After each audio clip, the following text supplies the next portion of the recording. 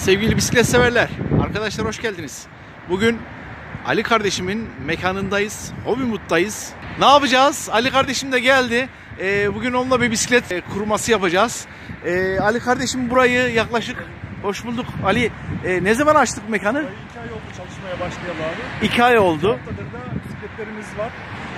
Sizleri de bekliyoruz inşallah. Değil mi? İçeriği... Eyvallah eyvallah. Şöyle tamamen doğal bir giriş yapmak istedim. Daha hiç konuşmadık da böyle çekim yapalım diye. Sadece kurma üzerine bahsettik.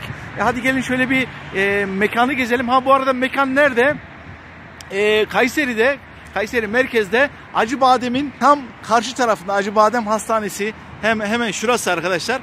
Hemen şu üst geçidin hemen karşısıyla mekanımız burası. Buranın özelliği aslında şu: kaliteli, üst düzey hem bisikletler hem de yedek parça ve servis anlamında bir mekan dostlar.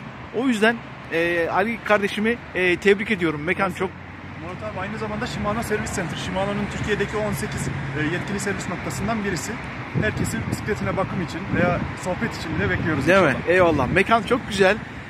Kuruluş aşamasından beri beraberiz. Hani olabildiğince çok fazla gelemedim ama olabildiğince gelip mekanı hem ziyaret hem muhabbet edip hem de bilgi alışverişinde bulunduk. Hadi bir de mekana girelim.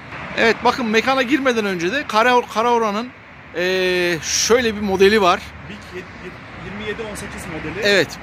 Güzel bir dağ bisikletidir. Ali biyosetli. Evet. Hemen şu Kron'a gelelim. Evet abi bu da Kron'un RC2000 modeli kraliçesi başlangıç bir bisiklettir. Evet. Başlamak isteyenler için en uygun ideal bisikletlerden biri. Süper süper. Şu arka tarafındaki arkasındaki malzeme gidon sargı bağı. Gidon sargı bağları. Evet. Tamam hadi bakalım. Evet arkadaşlar, dediğim gibi Hobimut'tayız. Ali kardeşimin mekanındayız. Tatbikemiz de hemen böyle güzelce vitrine yerleştirilmiş. Hoş bulduk, hoş bulduk abi. Evet. Bu da küçükler için mi? Spora başlangıç için 24 inç yol bisikleti. Evet. Çocukları spora alıştırmanın en güzel yolu. Değil mi? Değil mi? Değil mi? Süper. Oo. Arkadaşlar şöyle bakın, yukarıya doğru baktığımda çok güzel olmuş. Şöyle göstereyim size biraz daha. Geçen geldiğimden sonra abi ne yapmışsınız buraya? Süper olmuş. Süper olmuş, süper olmuş. Hemen şöyle sağ tarafa geldiğimizde de ise arkadaşlar kadrolar falan var. Gerçekten mekan gerçekten güzel. Ha bu bölümümüzde servis center bölümü burası. Burası. Bisikletinizin tüm ihtiyaçlarını profesyonel yetkili servis tarafından yapılmakta. Evet, evet süper. Arkadaşlar yedek parça anlamında orijinal, hani Shimano'nun yetkili servisiyim diyor ya, orijinal yedek parça anlamında da aklınıza gelebilecek her türlü malzeme bu mekanda var dostlar. Hemen şöyle bir de arka tarafa doğru. Abi maşallah baya bir çoğaltmışız Kron'un Karaoran'ın şu şehir tarzım diye mi geçiyor abi? Bu katlanır model diye geçiyor. Evet. Bu model katlanır piyasasının en uygun bisikleti. Uygun olmasının tek nedeni alüminyum kadro değil, çelik kadro olması. 7 vitesli. Aynısının alüminyum kadrosu da var, çelik de var. Çelik başlangıç ve uygun ekonomik isteyenlere birebir tercih. Evet, anladım. Süper.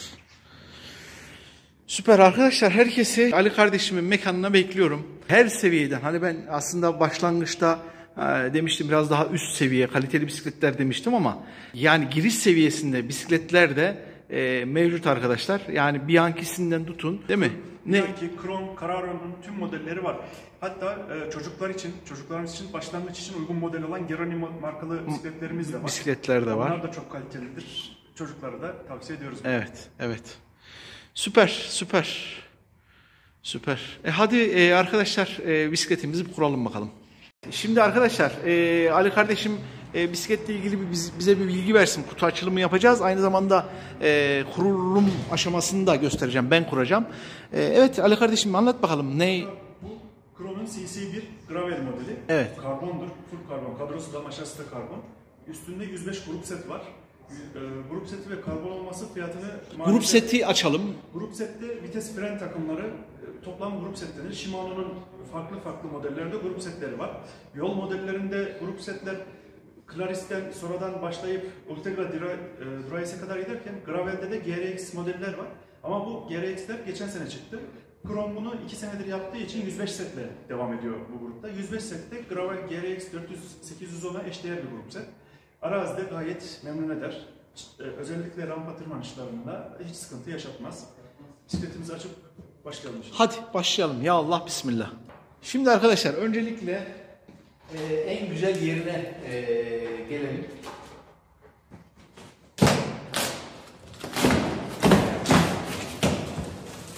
Kutu açılımı. En sevdiğim yeri. İçinden ne çıkacak? Ne var? Bunun içinde sele takım var. Evet, sele takım var.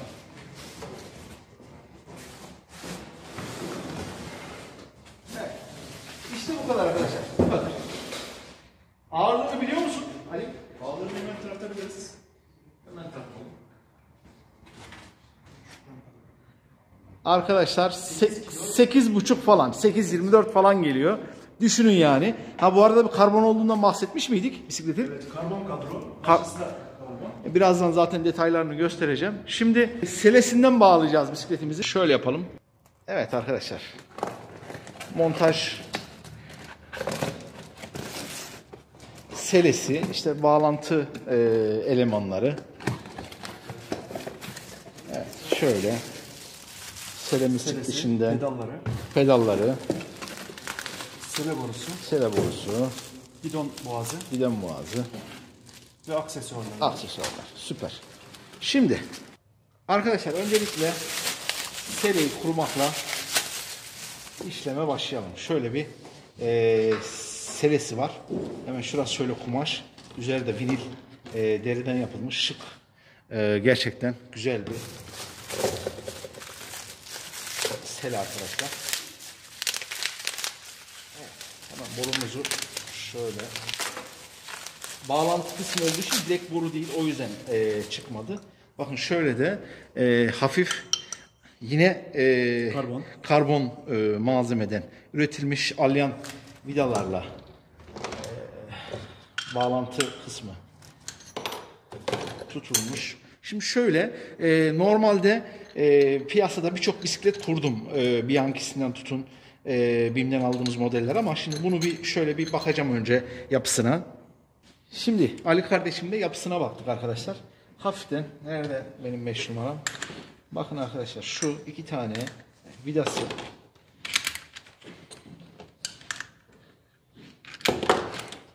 şöyle bir yapısı var. Bakın gördünüz mü? Yani şu parçayı alt tarafına, oluklu parçayı altına, diğer üzerindeki düz parçayı da üstüne denk getirip şöyle boşluğunu alacağım.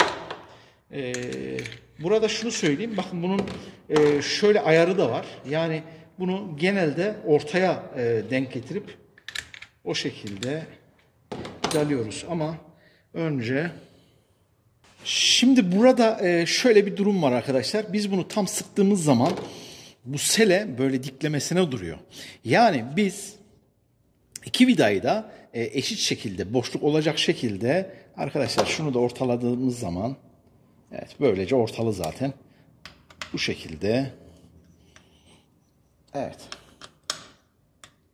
tek taraflı.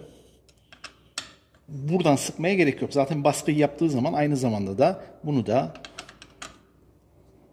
sıkıştırıyor arkadaşlar. Evet, bu tamam. Arkadaşlar kutunun içinden çıkan boğaz kelepçesi var. Bu boğaz kelepçesini de, evet. Şimdi bu boğaz kelepçesini arkadaşlar test takma şansınız yok zaten. Bakın burası daha geniş, üst taraf daha dar. Zaten bu şekilde yerine geçiriyoruz. Ama burada bir püf noktası var. Bakın bunun şu kısmında şöyle bir kanalı var arkadaşlar. Tam şu kısımda şöyle bir kanal var. O kanalı tam da arka tarafa denk gelecek şekilde yerine oturtuyoruz. Daha sonra selemizi, evet, birazcık boyası sıyrılacak. Yapacak bir şey yok. Çünkü malzeme oraya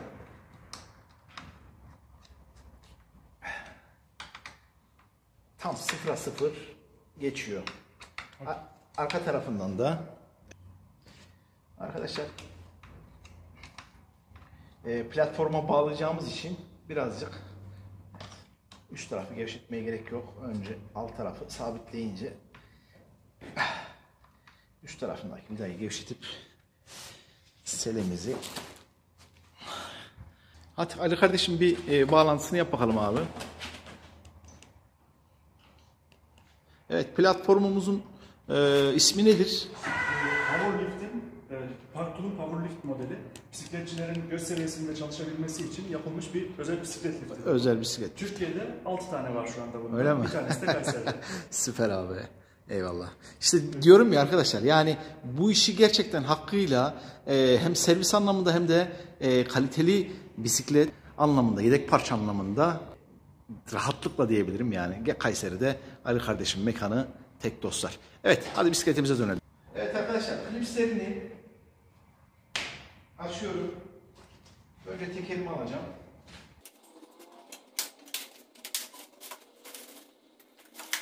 Evet. Tekerimizi aldım. Tekerimizin kapakları var. Kapaklarını aldım. Diskini zaten görüyorsunuz.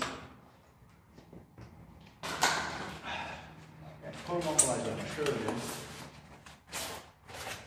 güzelce çıkaralım.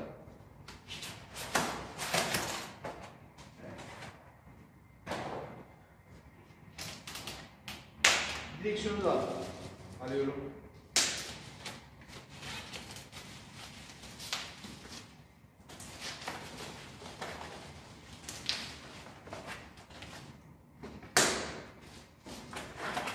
Evet. Şöyle etrafını temizleyelim.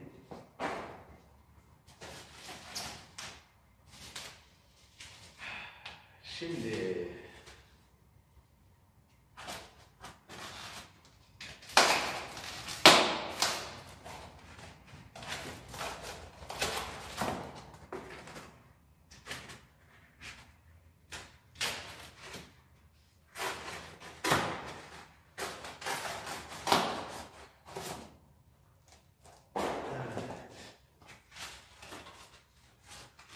bu en son çıkaracağım. Bu tarafı çizdirmemek adına. Şimdi direksiyonumuzun bağlantısıyla devam edelim. Şimdi arkadaşlar, direksiyon bağlantımızı yapmak için şuraya bir plastik koymuşlar. Öncelikle bunu şöyle bir alalım. 5 alyanımızla tutalım. Ver hacı. Koy. Evet. Yerine boşluksuz, yani maşa nasıl oluyor biliyor musunuz? Yani bu normal bisikletler gibi değil. Eğer alttan tutmazsanız maşayı aşağı doğru iniyor. O yüzden boşluksuz bir şekilde maşayı da yukarı iterek, evet, tabi tam direksiyon ve yukarıdaki direksiyon, maşa ve direksiyonu da tam düz olmasına da dikkat etmemiz gerekir arkadaşlar. Evet arkadaşlar, şöyle yapalım. Önce üstünü beşlik vidasını sıkalım ki ön maşa aşağı doğru düşmesin ve dolayısıyla da boşluğunu buradan almış olalım arkadaşlar. Evet. Şöyle bakıyorum. Ayarı güzel. Yan tarafındaki 2 tane kelepçesini de sıkıyorum.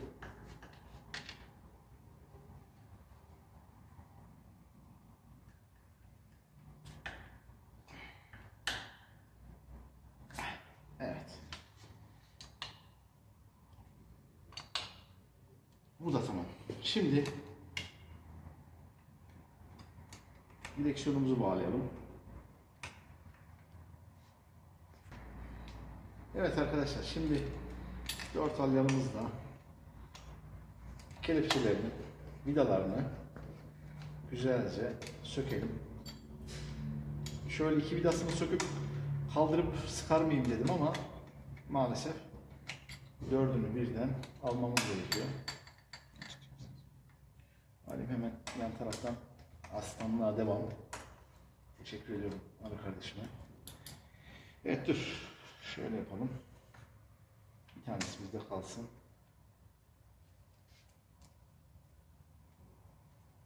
Evet yani burada önemli olan husus söyleme gerek yok. Malzemeler yalama olmaya müsait malzemeler. Dolayısıyla diş kaptırmamak burada önemli.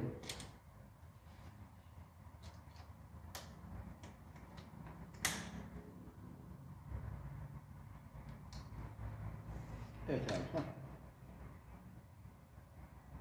Evet, süper. Tamam. Birini tutturduk. Çaprazdan bir tane daha tutturduğumuz zaman artık rahat bir şekilde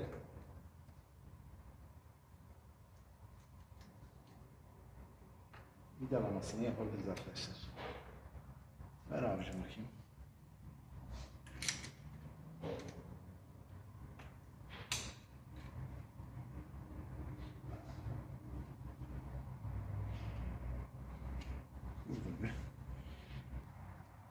Evet, tam ortalığını da ayarladık. Yükseklik iyi mi abi böyle? Gayet güzel. Tamam. Çapraz sıkıyoruz arkadaşlar dediğim gibi. Tam demin parçayı tam yerine oturtamadığımız için vidaları tutturmada sıkıntı yaşadık. O yüzden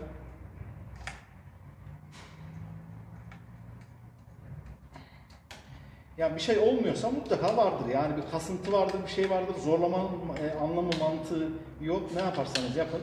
Zorlamayın. Yani bir şey oturmuyordur. Bir yerde muhtemelen bir sıkıntı vardır arkadaşlar. Evet. Güzelce çapraz sıktım arkadaşlar.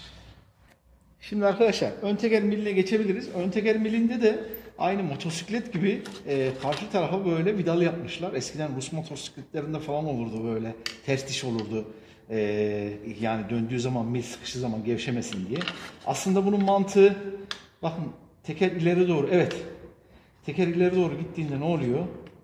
Aslında bu sökülüyor. Normalde aslında bence fabrika burada hata yapmış. Bunun bu şekilde olması lazım ki mil döndüğü zaman, sıkıştığı zaman gevşemesin diye. Ama demek ki adamlar kendine güveniyorlar. Bu şekilde yapmışlar. Şimdi milimizi çıkardık. Şimdi aynı deminde dediğim gibi arkadaşlar motosiklet gibi bunu önce şurada bir de şunu göstereyim. Disk fren malumunuz. Disk frenin şurada arasında bir parça var. Yani kişi bunu boştayken sıkıp da fren balatasını içe doğru bastırmasın diye araya kırmızı bir destek parçası koymuşlar. Dolayısıyla bakın arkadaşlar. Halim açıyı ayarlasan. Aynı motosiklet mili sıkar gibi karşıya tutturuyoruz. Şöyle dönüşüne bakıyorum. Güzel. Ben genellikle bu levyenin açısını yukarı getirmeyi seviyorum. Evet. Bu şekilde aslında iyi ama çok az daha şöyle çevireceğim ve bu şekilde levyeyi kilitleyeceğim arkadaşlar. Evet. Frenimizi kontrol edelim. Evet, sol fren.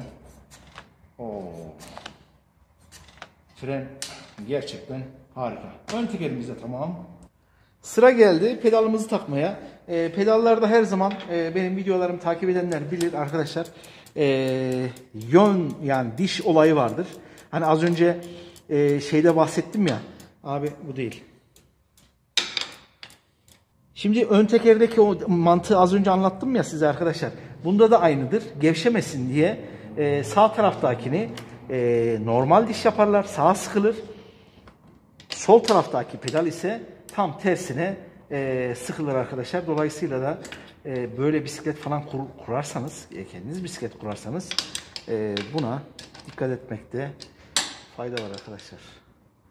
Evet, anahtar sıkışacak mı diye bakıyorum. Eğer anahtar sıkışacak olursa arka tarafından sıkışıyor. Alyan alayım. Evet, bu modelde arkadaşlar arka tarafına alyan koymuşlar. Bunu çoğu modelde göremezsiniz ama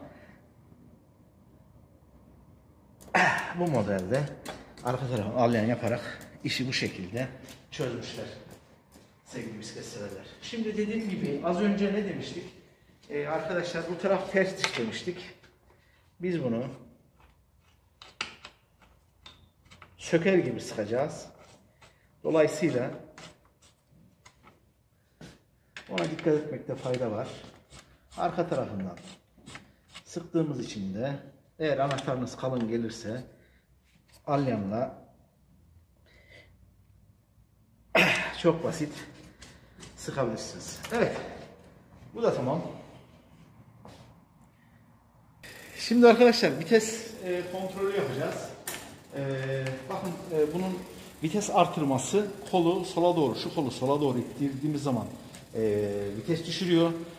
Bu tarafa doğru ittiğimizde de vites yükseltiyoruz. Şimdi bakın şöyle arkadan göstereceğim. Vitesiyle alakalı sorunumuz var. Yani sorunumuz derken ayarsızlığımız var. En aşağıya aldım. Evet, başarılı. En yukarıya aldığımda maalesef evet geçti ama çok az daha bak çıtır çıtır çıtır ediyor. Etmemesi lazım. Çok az fren halatını 1-2 tur gerip tekrardan kontrolü yaptığımız zaman evet 10 numara 5 yıldız. Aynı zamanda da sadece halat ayarıyla değil, evet aynı zamanda da bakın arkadaşlar vites ayarları içinde yani vites çok aşağı gittiğinde ya da yukarıya çıkamadığında buradaki ayar vidalarından alt üst ayarı da yapacağımızı unutmayın arkadaşlar. Şimdi arkadaşlar sıra geldi lastiklerin havalarını tamamlamaya. 50 ile 85 arasında PC basmamızı söylüyor. Bakın hemen şöyle. Evet. Saatini şöyle bakalım. Ha, dönüyormuş. Güzel. Yalnız şöyle yapacağız. Lastik oturmuş mu yerine? Çizgileri. Evet. Fena değil.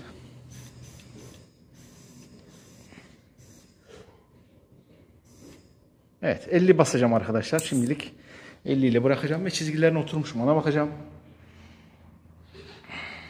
Havasını tamamladık. Havasını tamamladıktan sonra arkadaşlar şöyle dönüşüne baktık. Dönüşünde herhangi bir balanslama falan yapmaması lazım. Bazen lastikler ne oluyor?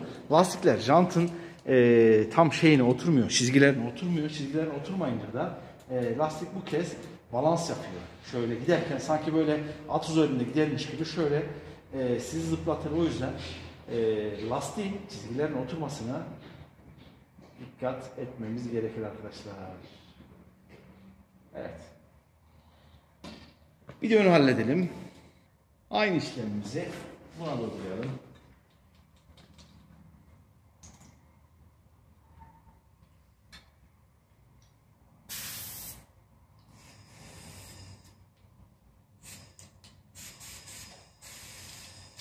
...60 bastık öne. Arkaya. Arkadaşlar buna da 60 basacağım. Zaten 55 falan da oldu. Ön biraz daha az yapabilirsiniz önü.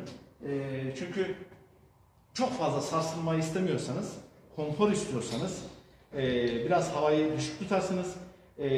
Biraz böyle rahat gideyim, bisiklet beni zorlamasın diyorsanız da biraz sert basmanız gerekir arkadaşlar. Evet.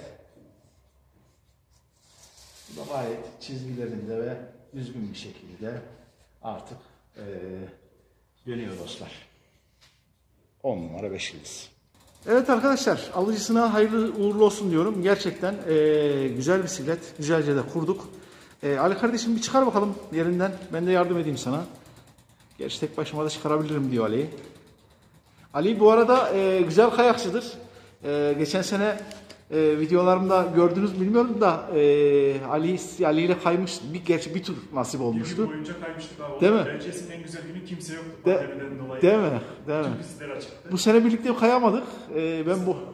Ben board'a başladım. Haberin var değil mi? Var abi. Evet. İzliyoruz. Eyvallah, eyvallah. Ali kardeşim sana da hayırlı uğurlu olsun. Güzelce de oldu. Arkadaşlar her zaman şunu söylerim. Ali hem kişiliğiyle hem karakteriyle 10 numara harika bir insandır. Yüzüne karşı aslında övülmez ama bu da yaptığı işlere, yaptığı mekanlarına yansıyor. Dolayısıyla da bisiklet almaya gelmeseniz bile Ali kardeşimin mekanını mutlaka ziyaret edin arkadaşlar. Peki Ali kardeşim teşekkür ediyorum. Biz teşekkür ederiz. Elinize sağlık. Arkadaşlar bir sonraki çalışmada buluşmak ümidiyle kendinize iyi bakın. Kanalımıza beğenip abone olmayı, Ali kardeşimin mekanını ziyaret etmeyi unutmayın. Hoşçakalın arkadaşlar. Eyvallah.